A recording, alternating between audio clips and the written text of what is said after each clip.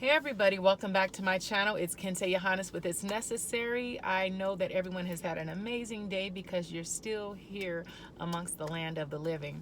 So what I want to share with you guys today is a little bit about my book. I'm going to talk about when I was living in Monrovia, California. I was around I'd say around 9.5 years old. And we had just moved from Compton back to Monrovia, and we were staying with some relatives. And the place we were staying, it was a lot of, people that were um, drug addicts and alcoholics and things like that that stayed at this individual's home. And so it was time for us to go. So it was the beginning of the school year. It was time for us to go back to school.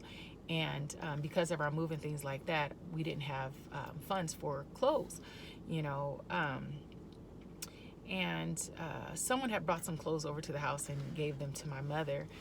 And so, I looked through the bag of clothes, and it was, I was excited. I was like, oh, I got some new stuff. It was hand-me-downs, but it was still new.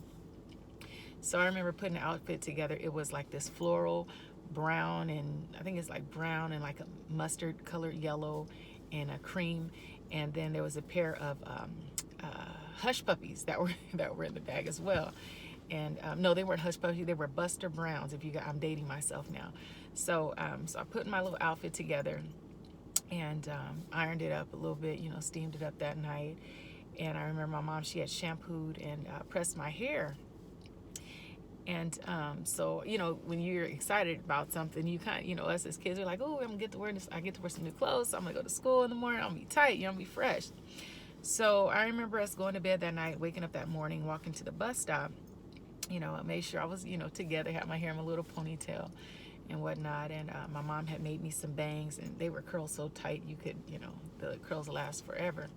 Get to the bus stop, and where all the kids were waiting for Miss Mary to get there. We rode the bus number 8. I remember that vividly. And I get to the bus stop, and I lean up against this fence because the bus stop was in front of these people that lived at the corner house. It was in, their house. And I leaned up against the fence, and there were other kids that were gathered together at the bus stop. And I had some relatives that were actually at that bus stop as well. And while we were waiting for the bus, my relatives that were there started laughing at me, and they're pointing at me, and they're like, oh, those clothes look familiar. They look very familiar, and they were like, oh, are those my shoes, and oh, is that my shirt? Didn't I wear that shirt last week? So they just were, they were clowning me. Kids are cruel, and they were just clowning me. And at that moment, I felt so much rejection because everybody started laughing at me, and they were like, oh, those are such and such, shoes. Those are. And they were like, oh yeah, they were like, take off my shirt, give me my shirt. They were like when I say they were clowning, they were making so much fun of me at that bus stop. And I just I was ashamed. I was embarrassed, and I was ashamed, because I had on somebody else's, junk, but they were, calling it, oh, that's my junk, and I just I didn't recover from that for a long time. And so I remember going back, to school the next, so we got out of school, we went home. I just felt so bad, like literally all day. I remember I had a reading teacher because I was diagnosed dyslexic. And so my reading teacher, she would, she was like, Kin-Tae, are you okay? What's the problem? Why are you being so, quiet today? And I just, kind of just sat there, and I was being real stubborn, because I was embarrassed. I was broken. And after school, we all had to get back on the same bus and take that ride, so I had to, deal with the being talked about and being bullied on the bus all the way back to our bus stop. So we were like one of the last bus stops. And we were the second to the last bus stop in Monrovia, and having to still go through all that, that verbal abuse while I was on the bus. And when I got off the bus, I remember saying, I don't care, whose clothes they are, you can have your, junk back. I didn't say junk, I used a bad word. And so I get back to where we were staying, and there were like all these clothes piled up.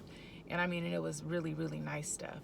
But again, I was ashamed because, first of all, they knew, the people that were talking about me knew exactly, that exactly what our lifestyle, what we were going through at that time. Because my parents, both of them were addicts, and so they were talking. They even brought in a little bit of that, I remember, and so we get back to the house. So I'm just, turning all this over in my mind, and just, I just kept, thinking about it, and to say all, I guess what I'm saying is, to say all that is that the next day, got back to school. There was another girl that was dressed, and she wasn't dressed appropriately either. She would, she was a bigger girl, and she was less fortunate as such as myself. And I remember trying to shoot at her. I, started cracking on her because I didn't want the jokes to come on me. So I decided, let me start, making fun of her. And actually, I was making fun of both of them. I was making fun of myself because I didn't want someone else to start making fun of me. And I was making fun of her because I needed somebody to be in my little nucleus, or someone to be, the focus of my joke, so that I wouldn't be the focus of everybody else's. So I just want to say that, regardless of where you come from, and these things still tend to bother me. The adversary tries to bring them back, in your mind, and, when it comes to making you ashamed. Now, it wasn't just the clothes that I was ashamed of. I was ashamed because, we were constantly moving. Everyone knew my father and my mother to be addicts. So it was a lot that played into that. And so I was ashamed of who I came from. I was ashamed of my parents. I was ashamed of where I lived. I was ashamed of the clothes that I had on. I was ashamed of pretty much everything. And I was just, and I was embarrassed because it was just out. Everybody knew, Kin-Tae's business. And I thank God for Psalms 1, I think it's 139, and it talks about being fearfully and marvelously and wonderfully made. And God knew exactly that. God knew who He was going to allow me to be born to. He knew that my dad was going to be from Compton, my mom was going to be from Morovia. He knew that, they were going to, be addicts. He knew that I was going to live in over 46 different homes, but He knew me, and He knew that I always wanted to be better, and that regardless of what I went through, even, as a child, talking about the other girls, trying to, take the focus off of myself, that was wrong, and I felt bad. But as a child, as a child, I went back and I apologized to her. I actually walked around the corner to her house, and her mom came to the door, and I asked, could I speak with her? And that's when everything was safe, you guys. And she came to the door, and I told her I was sorry. And in Psalms 1, I think, it is 139. It talks about being fearfully and wonderfully made, and it also talks about that God knows the rain. He knows everything that He puts on the inside of you.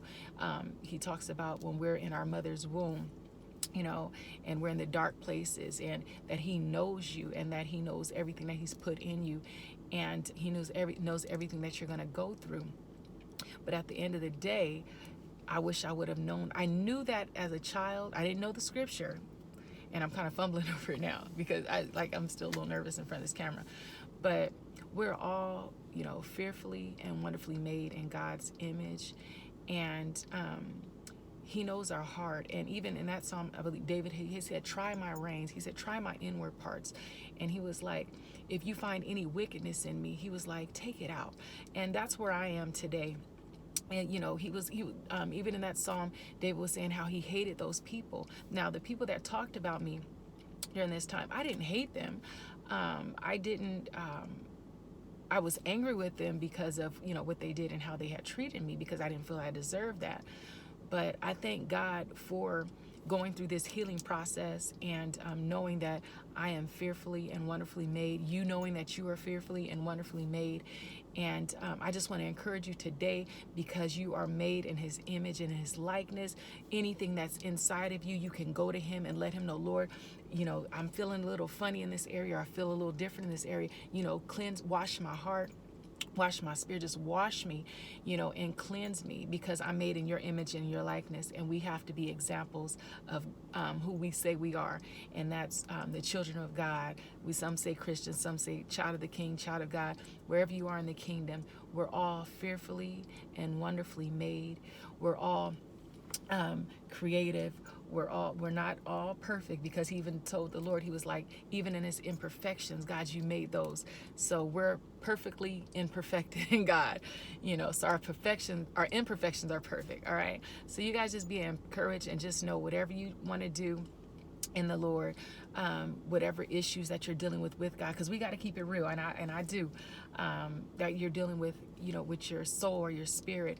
Just know that you can take it to God, because you're made in His image and you're made in His likeness. If you're having issues with low self-esteem or character issues, all those different things, God is able to heal, but we have to do the work. All right. So again, this is the longest video I made. This is Kin-Tae with It's Necessary. I hope and I pray that God continues to bless you. He continues to keep you. And I know He's going to do that. But what I hope and I pray is that you want to be kept and you want to be healed. All right. So God bless you again. It's Kin-Tae with It's Necessary. And the whole story is in my book. All right, you guys. God bless you. God keep you. In Jesus' name. And I'm out.